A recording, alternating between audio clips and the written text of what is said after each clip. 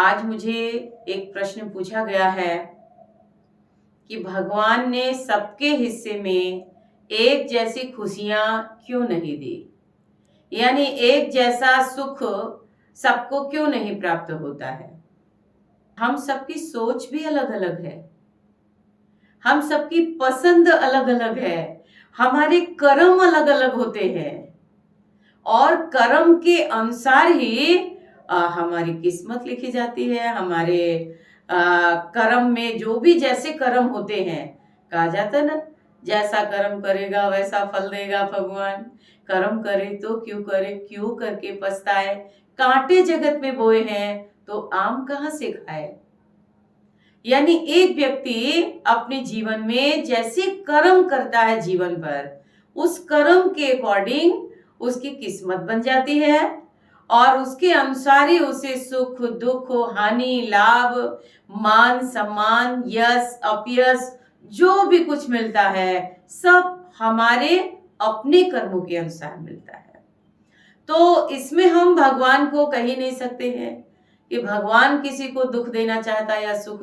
भगवान ने हमें अवसर प्रदान किया है, हम सबको मनुष्य बनाया है, मानव जीवन दिया है और मानव जीवन देने के नाते हमारे अंदर मनुष्य होने के नाते हम सब में एक समझ पैदा की है। भगवान ने एक बुद्धि दिया हुआ है जिससे आप खुद निर्णय कर सकते हैं क्या अच्छा है और क्या बुरा है, क्या करना चाहिए क्या नहीं करना चाहिए। अब इन्हीं कर्मों को समझ करके अगर हम करें तो हमें दुख का सामना नहीं करना पड़े। लेकिन जब हम अपने कर्मों के बहाव में या मन की चंचलता में ऐसे बह जाते हैं और तब बड़े पाप बड़े अधर्म है ना, ऐसे ऐसे कर्म बन जाते हैं। अब उन कर्मों को तो भोगना ही पड़ेगा क्योंकि वो हमारे अपने कर्म हैं।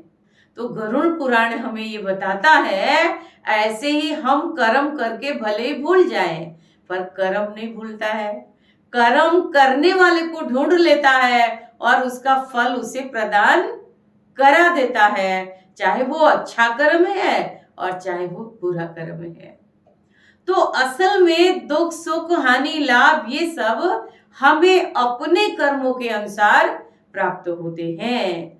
भगवान किसी को दुखी नहीं देना चाहता है। सुख में जैसे कि आप माता पिता होते हैं, आप जो है पेरेंट्स हैं, आप घर के बुजुर्ग हैं, आप जानते हैं इस बात को कि आपकी चाहे 2 संतानें हैं 4 संतानें हैं, है ना, कोई हो सकता है बात मानने वाला है चाहे नहीं मानने वाला है ना। माँ बाप होने के नाते गार्जियन होने के नाते आपके अंदर सबके लिए बराबर प्यार रहता है और आप सबको सुखी देखना चाहते हैं, सुखी बनाना चाहते हैं। पूरा प्रयास हर माँ बाप का यही होता है। लेकिन फिर भी एक संतान का अलग किस्मत है, दूसरी का अलग किस्मत है ना। सब अलग अलग से सुख दुख प्राप्त करते हैं क्योंकि सबकी सोच सबके कर्म अलग होते हैं। तो इस बात को हम इसी तरह से समझें कि कर्म प्रधान विश्व रचि रखा, कर्म के अनुसार ही सब कुछ होता है। तो इसीलिए अपने कर्मों को सुंदर बनाए रखें, कर्मों को सुधारने का प्रयास करते रहें। जो भूले हुई हैं उनसे सीखें और वो भूल दोहराए नहीं कभी भी, है ना। यानी एक बार जो गलती हुई, जो मिस्टेक हुई, तो कहते समझदार वही होता है जो उस गलती से खुद सीख लेता है और दोबारा कभी वो गलती नहीं करता है। तो इसीलिए भगवान ने किसी को न सुख दिया न दुख दिया। हाँ, भगवान ने हमें जीवन प्रदान किया है, बुद्धि प्रदान किया है कि तुम खुद सोचो समझो और अपने अनुसार से जीवन जियो और फिर उसके रिजल्ट के लिए भी खुद ही तैयार रहो, है ना। तो इसका मतलब कि हमें बुरे कर्मों से बचना चाहिए, अच्छे कर्म करने चाहिए जैसे कि खुशियां ही खुशियां मिले जीवन के अंदर, है ना, परम सुख मिले, परम शांति मिले, परम आनंद मिले। ये सब हम इंसानों का अधिकार है ना। क्योंकि इसीलिए तो मनुष्य शरीर की महिमा गाई जाती है, क्योंकि मनुष्य कर्म करने में सक्षम है। भगवान ने कर्म करने की पूरी आजादी दिया है मनुष्य को, जबकि एक गौ माता है, एक बकरी है या और भी जो भी जीव जंतु हैं, जानवर हैं, वो बेचारे कर्म नहीं कर सकते।